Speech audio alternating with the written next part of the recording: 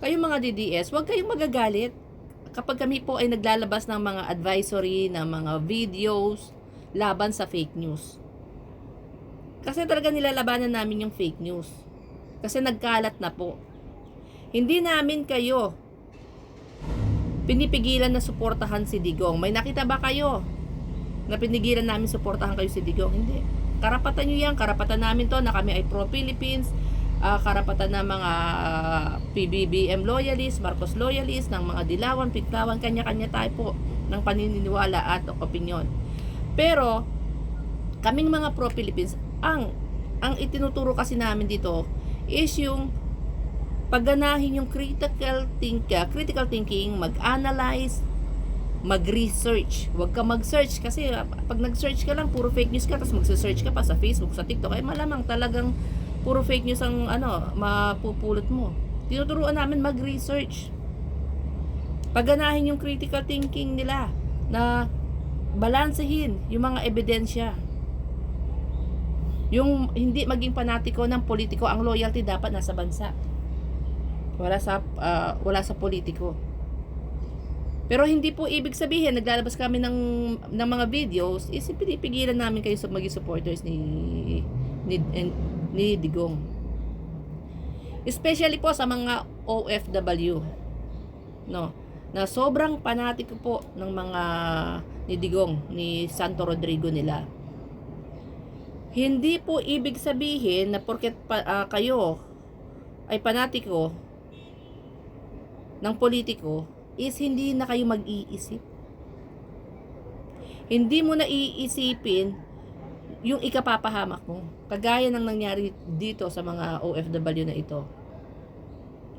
Hindi porke sinusuportahan mo si Digong, hindi mo na iisipin yung sarili mo, yung ikapapahamak mo, yung susuway ka sa batas. Kayo mga OFW. Hindi mo na iisipin yun kasi sinusuportahan mo si Digong. Hindi mo na iisipin kung ano yung batas kung nasaang bansa ka man. Na alam mong bawal. Magpoprotesta kayo. Anti-government, anti-Philippines, anti-PBBM administration. Nung mga nadampot kayo, sino tutulong sa inyo? Di Philippine government. Bring him home kayo ng bring him home. Mismo na nanggaling sa bibig ni Digong, according kay Inday Lustay Waldas, gastadora. Sinabi ng tatay niya, para lang siyang nasa hotel. Yung mga utak nyo na iniisip nyo na si Digong ay nakakulong kasi puro concrete ang nakikita nyo sa labas. Hindi po. Sabi nga ng tatay niya, di ba, para siyang nasa hotel. Walang rehas po doon, walang rehas. 24/7 naka-standby po ang doktor. Every day may nagche-check up. 3 times a day ang rounding ng doktor, ng nurse. Ang mga pagkain international. Problema niya, mag-adjust talaga siya. 'Di ba? Pero napakaganda ng kalagayan ni Digong. Hindi naman yung normal na selda ang iniisip niya. Baka po yung nasa utak ninyo, normal na rehas, normal na kulungan. Hindi ganun. Kaya nga, hindi niyo ba nakikita si Sarah nakangiti tuwing nagpapa-interview? Maaliwalas. Napahinga daw yung tatay niya. Nung nasa labas yung tatay niya ng kulungan, stress. Stress po sa kampanya, sa kakasulsol ng mga DD vloggers. Ba't hindi nyo hayaan yung matanda mamahinga doon sa loob? Yung mga iniisip yung rehas, kulungan, ang dami niya pong iikutan doon, napakalawak. May gym pa, may library, may palaruan pa. Ang isipin nyo yung mga sarili ninyo kasi ito mayayaman ito eh. Isipin nyo yung mga sarili nyo, yung pamilya ninyo. Kayo, kung paano kayo makakasurvive, isipin nyo yung retirement ninyo. Na pagtanda ninyo, dapat may retirement na kayo.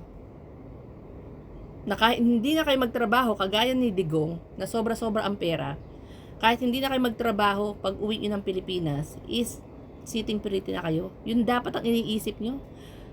Yung pagkapanatiko ninyo, pwede nyo naman idaan yan sa social media. Kagaya namin, social media lang kami. Diba? Ako makikilahok sa rally, ang init-init.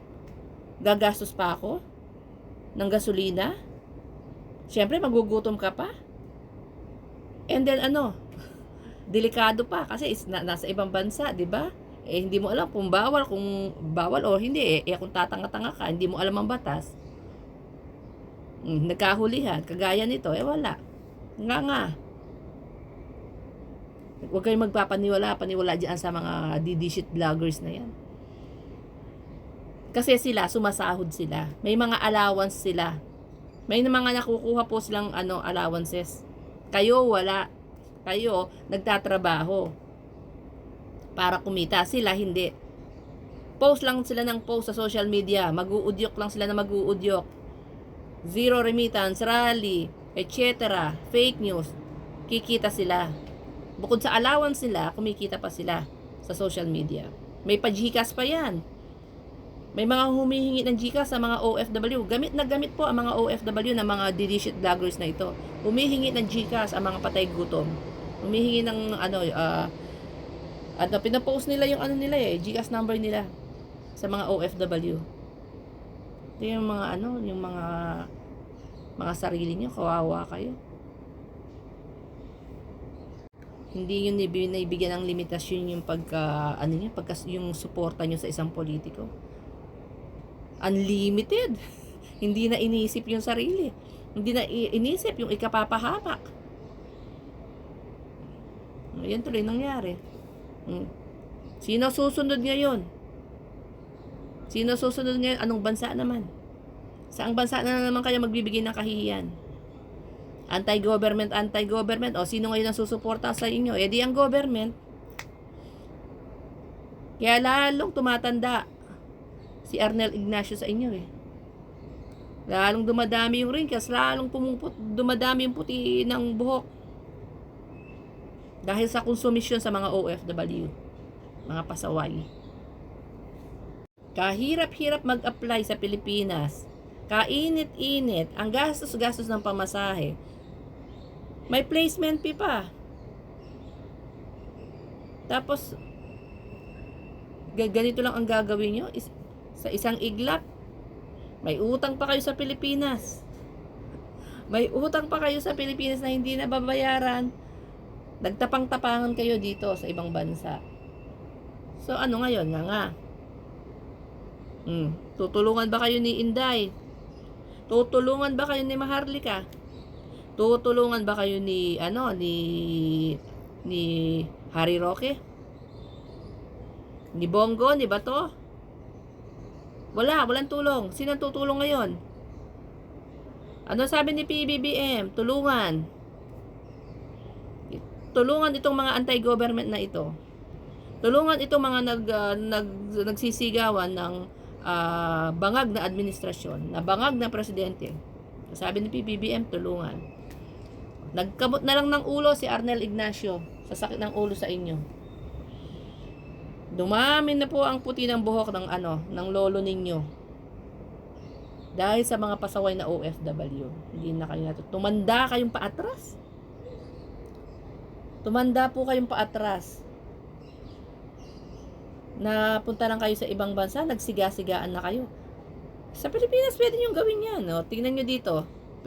Dito sa ibang bansa, pwede ba yung mga anti-government na ginagawa nyo? Dito sa ibang bansa, pwede ba yan? Yung ginagawa nyo sa Pilipinas, huwag nyong dalhin sa ibang bansa. Masyadong matitigas ang ulo ninyo, bida-bida kayo. Yan na napapala nyo. So, ngayon, perwisyo. Ngayon, perwisyo pa ang dala ninyo. Sino ngayon na magbabayad? Kukunin na naman yan sa tax ng mga Pilipino. Kukunin na naman yan sa mga buwis ng Pilipino, yung ipambabayad sa inyo, yung ipantutubos sa inyo. Hindi kayo nag-iisip.